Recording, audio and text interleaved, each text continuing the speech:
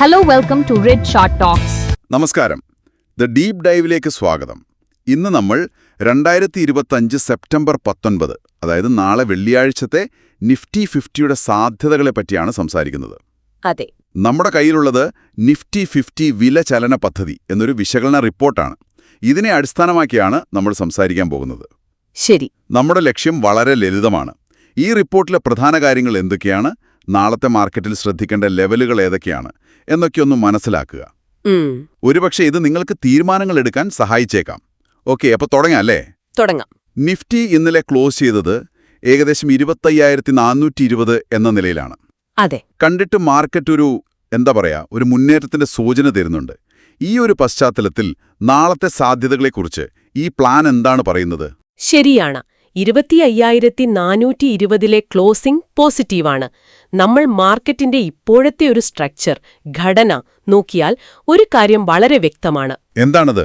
Market തുടർച്ചയായിട്ട് higher ഹൈസ്, അതായത് മുൻപത്തെ ഉയർന്ന നിലയേക്കാൾ പുതിയ ഉയർന്ന നിലയും, ഹയർ ലോസ്, അതായത് മുൻപത്തെ താഴ്ന്ന നിലയേക്കാൾ ഉയർന്ന ഒരു താഴ്ന്ന നിലയും ഉണ്ടാക്കിയാണ് മുന്നോട്ടു പോകുന്നത്. Higher high higher low. അതെ, ഇത് വളരെ ക്ലാസിക്കായൊരു ബുള്ളിഷ് ട്രെൻഡിന്റെ ലക്ഷണമാണ്. വാങ്ങാനുള്ള താൽപര്യം ശക്തമായി നിലനിൽക്കുന്നു എന്ന് നമുക്ക് ഇതിൽ നിന്ന് മനസ്സിലാക്കാം. മനസ്സിലായി. ഈ റിപ്പോർട്ടിൽ RSIയെ പറ്റിയും പറയുന്നുണ്ടല്ലോ. ഏകദേശം 61 ആണെന്ന് പറയുന്നുണ്ട്. വെറും ബുള്ളിഷ് എന്നതിനപ്പുറം ഈ 61 എന്ന ലെവൽ എന്താണ് സൂചിപ്പിക്കുന്നത്? നല്ല ചോദ്യമാണ്. RSI, അതായത് റിലേറ്റീവ് സ്ട്രെങ്ത് ഇൻഡെക്സ്, 61 നിൽക്കുന്നത് തീർച്ചയായും ബുള്ളിഷാണ്. ഓക്കെ. പക്ഷേ അതിനപ്പുറം സാധാരണ 70 മുകളിലോട്ട് പോകുമ്പോഴാണ് നമ്മൾ ഓവർബോട്ട്, അതായത് ഒരുപാട് വാങ്ങി ഇനിയിപ്പോ ഒരു കറക്ഷൻ വരാം എന്നൊക്കെ ചിന്തിക്കുന്നത്. ശരി. അപ്പോ 61 പറയുന്നത് 70 താഴെയാണ്. എന്നുവെച്ചാൽ മാർക്കറ്റ് ഒരുപാട് ഹീറ്റ് ആയിട്ടില്ല. ഇനിയും മുകളിലേക്ക് പോകാനുള്ളൊരു സ്പേസ്, ഒരു സാധ്യത അവിടെയുണ്ട്. അപ്പോ അമിതമായി വാങ്ങിക്കഴിഞ്ഞിട്ടില്ല എന്നൊരു സൂചന. അതെ. അതോടൊപ്പം ഈ റിപ്പോർട്ടിൽ എടുത്തു പറയുന്ന വേറൊരു കാര്യം വോള്യമാണ്. വോളിയം. വില മുകളിലേക്ക് കയറുമ്പോൾ ട്രേഡിംഗ് വോള്യം, അതായത് വ്യാപാരത്തിന്റെ അളവ് കൂടുന്നുണ്ട്. ഇത് ഡിമാൻഡ് ശക്തമാണെന്ന് കാണിക്കുന്നു. വെറുതെ വില കയറുന്നതല്ല, ആളുകൾ ശരിക്കും വാങ്ങുന്നുണ്ട്. ശരി. അപ്പോൾ ചുരുക്കത്തിൽ ട്രെൻഡ് ബുള്ളിഷാണ്, RSI സപ്പോർട്ട് ചെയ്യുന്നു, വോളിയവും കൂടുന്നുണ്ട്. അപ്പോൾ മൊത്തത്തിലൊരു പോസിറ്റീവ് ചിത്രം. അതെ, നിലവിൽ അങ്ങനെയാണ്. ഈ ഒരു സാഹചര്യത്തിൽ നാളത്തേക്കുള്ള വ്യക്തമായ തന്ത്രങ്ങൾ, അതായത് എൻട്രി, ടാർഗറ്റ്, സ്റ്റോപ്പ് ലോസ് ഒക്കെ ഈ പ്ലാനിൽ പറയുന്നുണ്ടോ? തീർച്ചയായും. അതാണ് ഈ പ്ലാനിന്റെ പ്രധാന ഭാഗം.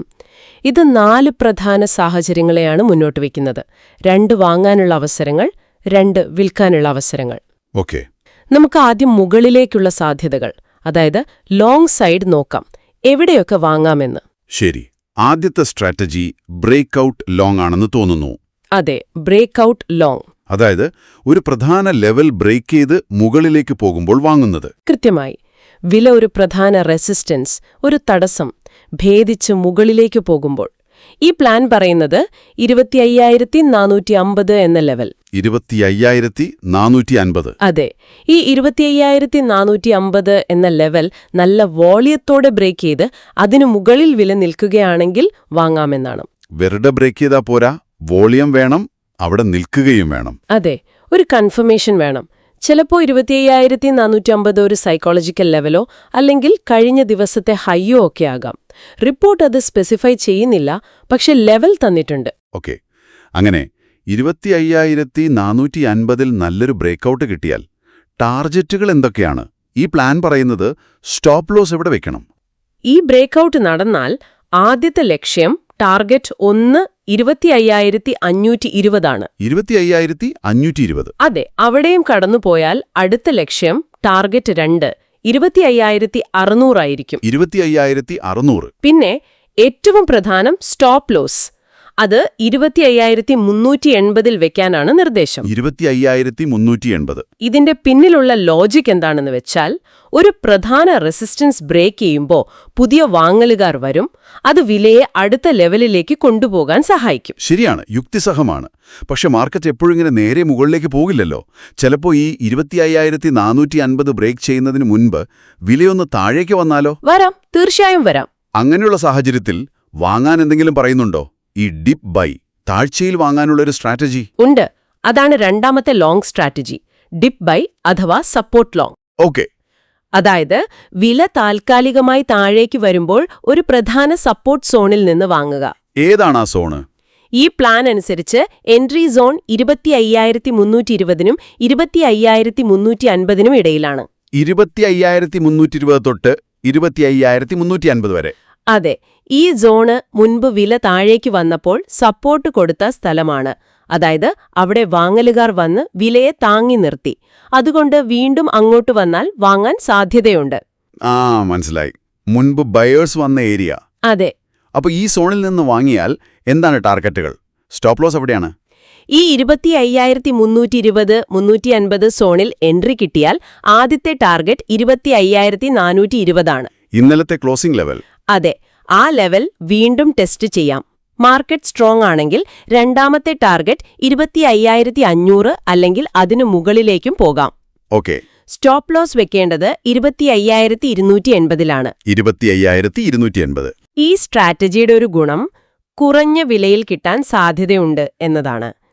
പക്ഷെ ഓർക്കണം, സപ്പോർട്ട് എപ്പോഴും സപ്പോർട്ടായി നിൽക്കണമെന്നില്ല. ചിലപ്പോൾ ബ്രേക്ക് ചെയ്തും പോകാം. തീർച്ചയായും. സ്റ്റോപ്പ് ലോസ് അതുകൊണ്ട് പ്രധാനമാണ്. വളരെ പ്രധാനം. ഓക്കെ. അപ്പോൾ ബുള്ളിഷ് സൈഡിൽ രണ്ട് സാധ്യതകൾ. ഒന്നുകിൽ 25,450-ന് മുകളിൽ ബ്രേക്കൌട്ട്, അല്ലെങ്കിൽ 25,320-350 സോണിൽ ഡിപ്പ് ബൈ. അതെ. ഇനി മാർക്കറ്റ് താഴോട്ട് പോയാലോ? അതിനുള്ള സാധ്യതകളും ഈ പ്ലാൻ പറയുന്നുണ്ടാവുമല്ലോ അല്ലേ? തീർച്ചയായും. താഴോട്ടുള്ള രണ്ട് സാധ്യതകളും പറയുന്നുണ്ട്. Short side. അതിൽ ആദ്യത്തേത് ബ്രേക്ക് ഡൗൺ ഷോട്ടാണോ? അതെ, ബ്രേക്ക് ഡൗൺ ഷോട്ട്. ബ്രേക്കൌട്ടിന്റെ നേരെ ഓപ്പോസിറ്റ്. അതായത് ഒരു പ്രധാന സപ്പോർട്ട് ലെവൽ ബ്രേക്ക് ചെയ്ത് താഴേക്ക് പോകുമ്പോൾ വിൽക്കുക. അതെ, ഷോർട്ട് സെൽ ചെയ്യുക. ഈ പ്ലാൻ അനുസരിച്ച് ശ്രദ്ധിക്കേണ്ട ലെവൽ 25,350 ആണ്. 25,350.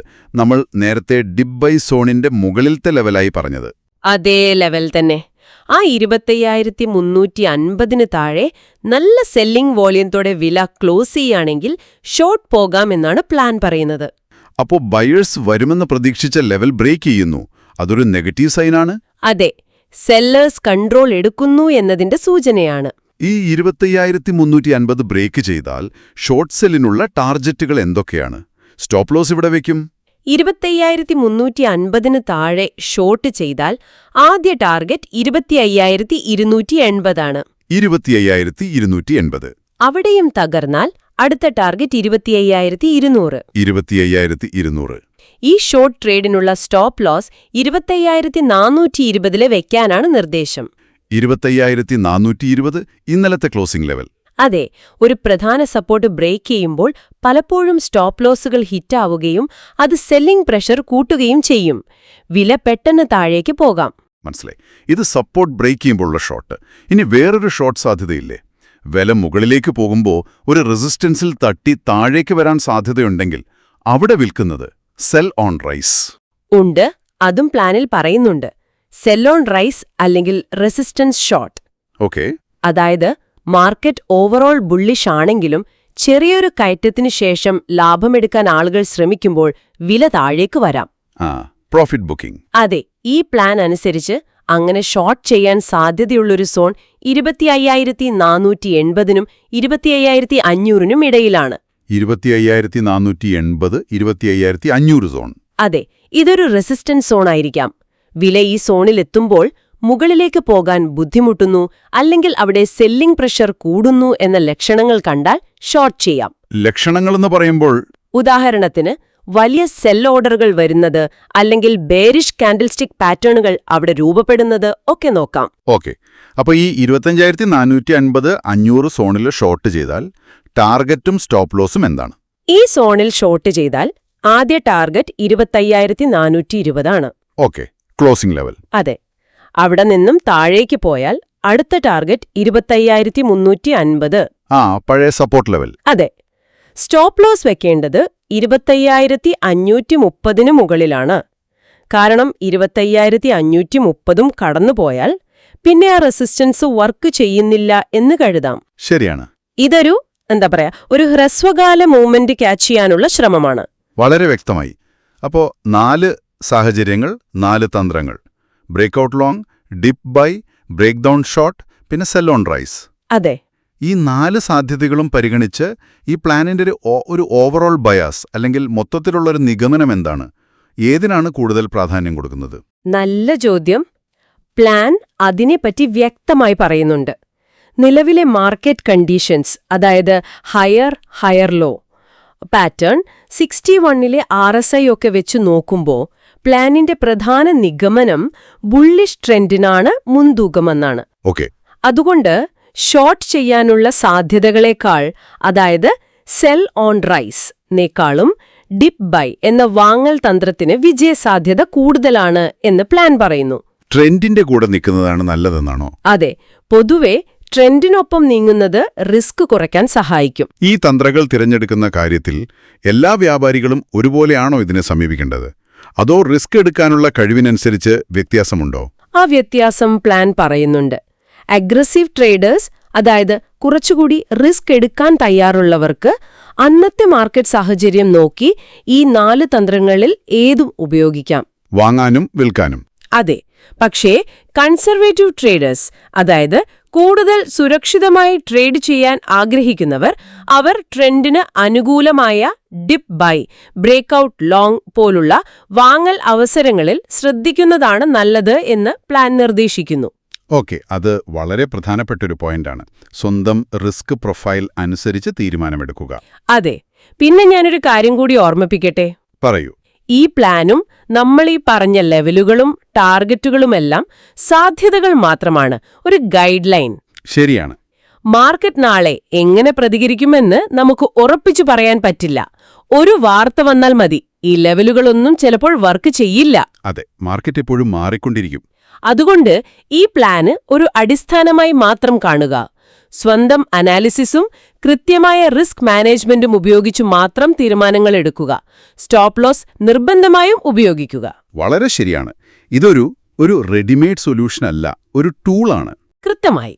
ഓക്കെ, അപ്പോ നമ്മളിന്ന് 2025 സെപ്റ്റംബർ 19 വെള്ളിയാഴ്ചത്തേക്കുള്ള നിഫ്റ്റി 50യുടെ സാധ്യതകളെക്കുറിച്ച് നിഫ്റ്റി 50 വിലചലന പദ്ധതി എന്ന റിപ്പോർട്ടിനെ അടിസ്ഥാനമാക്കി സംസാരിച്ചു.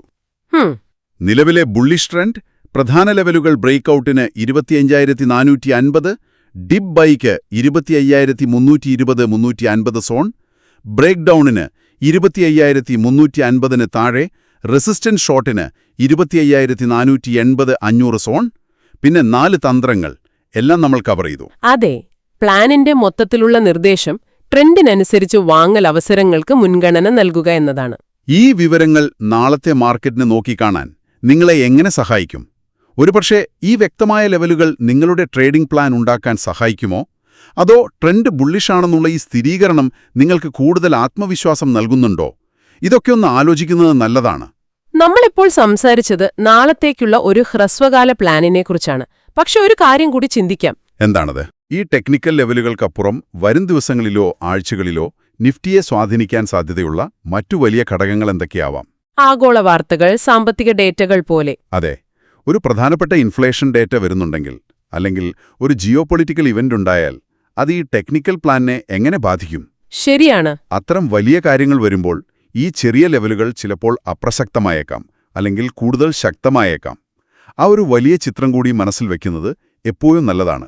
വളരെ ശരിയാണ്. മാക്രോ ഘടകങ്ങളെ അവഗണിക്കാനാവില്ല. ഈ വിശകലനം ശ്രദ്ധിച്ച നിങ്ങൾക്ക് നന്ദി. അടുത്ത തവണ പുതിയൊരു വിഷയവുമായി വീണ്ടും കാണാം.